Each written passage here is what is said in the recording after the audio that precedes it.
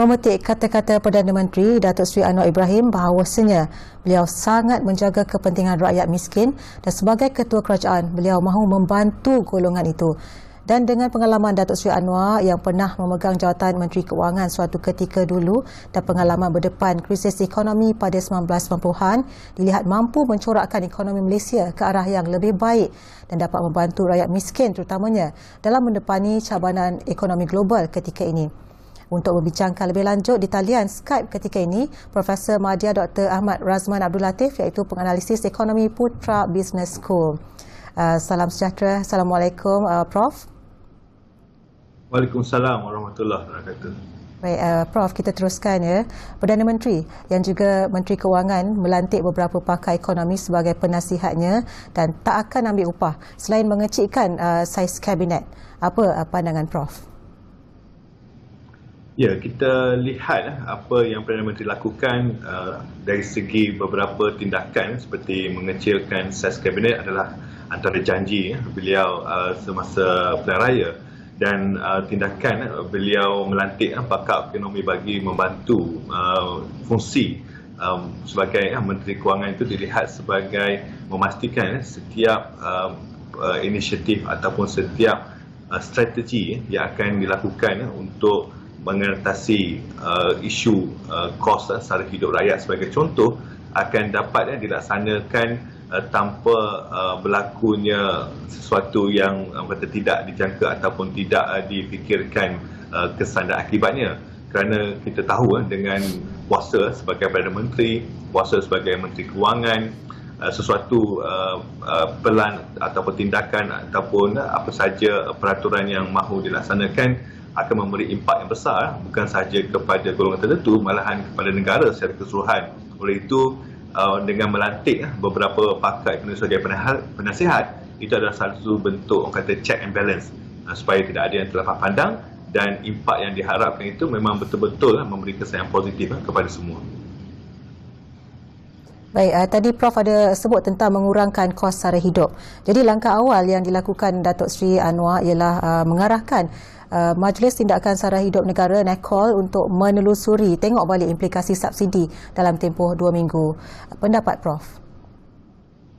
Ya, isu subsidi ini memang amat penting kerana kita lihat semasa dalam perancangan bajet 2022 asalnya peruntukan sekitar 33 bilion tetapi sehingga akhir tahun ini dijangka kemungkinan mencecah sehingga 80 bilion. Bermakna rakyat masih memerlukan subsidi daripada kerajaan untuk mengawal harga makanan. Kalau tidak, kadar inflasi sudah tentu akan lebih tinggi.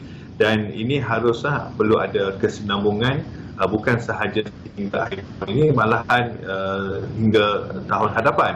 Dan kita tidak boleh tunggu lama kerana pada 19 Disember ini apabila Parlimen dibuka, kemungkinan kerajaan perlu memastikan bahawa bajet tahun hadapan dituluskan yang turut merangkumi peruntukan untuk subsidi sebelum keputusan dibuat sama ada meneruskan subsidi secara pukal ataupun secara bersasar. Penting untuk satu jawatankuasa dalam kes ini Majlis Tindakan Sara Hidup Negara untuk melihat implikasi jika subsidi ini diteruskan seperti biasa ataupun dibuat beberapa penambahbaikan untuk memastikan yang benar-benar berhak menikmati subsidi tersebut. Prof, menyentuh pula tentang pesawah padi yang rata-ratanya memberi reaksi positif terhadap pengumuman Perdana Menteri berkenaan dengan isu monopoli beras yang antara awal dapat ditangani oleh kerajaan perpaduan. Tapi itu untuk jangka masa pendek. Bagaimana Prof melihat keadaan ini untuk jangka masa panjang? Ya, kalau kita lihat reaksi pesawah sebentar tadi, memang benar bahawa bantuan yang diberikan amat dialukan, namun perkara asas ataupun perkara pokok yang harus dilihat oleh kerajaan ialah dari segi rantaian bekalan itu daripada isu yang dihadapi oleh pesawah, terutama pertama dari segi kos benih, kos pembajaan, kos racun untuk memastikan tanaman itu selamat dan juga kalau kita lihat dari segi kos yang perlu ditanggung untuk harvest ataupun menuai dan juga kadar yang dikenakan untuk potongan dan juga pemutuan. Semua ini harus diambil kira kerana kita tidak mahu ada di beberapa peringkat rantaian bekalan ini yang menekan pesawah apa guna mereka dapat bantuan tunai, tapi sebenarnya ia tidak mencukupi untuk mereka menampung kos-kos yang tertentu. Jadi saya setuju bahawa ianya permulaan yang baik dan ianya harus diteruskan dengan meneliti di manakah orang kata bottleneck, di manakah salah satu punca rantai bekalan ini yang membebankan pesawat supaya ianya tidak lagi orang kata menyebabkan pesawat tertekan dengan kos yang semakin meningkat. Baik, itu satu permulaan yang baik bagi doktor, bagi Prof ya. Jadi belanjawan baru pula akan dibahaskan tahun depan, akan diberi nafas baru, antaranya soal kemiskinan, menggalakkan pelaburan serta memacu pertumbuhan ekonomi. Jadi sebagai figura yang pernah diiktiraf sebagai Menteri Kewangan terbaik Asia pada 90-an, apa jangkaan yang Prof boleh berikan? Ya, kalau kita lihat semasa Datuk Seri Anwar menjadi Menteri Kewangan pada tahun 90-an, satu perkara yang menarik berlaku pada masa itu ialah KDNK negara secara purata adalah sekitar 9.23% selama 7 tahun ini jadi Menteri Kewangan. Antara yang tertinggi lah, mana-mana sesiapa menjadi Menteri Kewangan itu adalah yang tertinggi. Dan kita lihat juga masa itu bajet tahunan adalah bajet surplus ataupun lebihan. Dan kali terakhir kita ada bajet surplus itu pada tahun 98. Sejak itu sehingga sekarang kita adalah bajet defisit. Oleh itu mungkin sesuatu yang kita mahu lihat adakah kita akan mula mendapat keseimbangan bajet pada masa yang sama masih mampu meningkatkan pertumbuhan KDNK negara saban tahun. Yang saya lihat ada potensinya. Kita lihat pertumbuhan KDNK suku ketiga tahun ini mencatatkan pertumbuhan tinggi. Volume KDNK itu juga adalah antara tertinggi. Volume ekspor meningkat secara purata 2 digit setiap bulan. Oleh itu saya lihat masa ini adalah masa yang sesuai untuk Datuk Seri Anwar sebagai Menteri Kewangan untuk merangka kembali bajet yang akan memastikan bahawa setiap potensi ekonomi ataupun hasil negara tahun hadapan akan dapat dimanfaatkan sepenuhnya untuk meningkatkan kemakmuran dan kesejahteraan rakyat.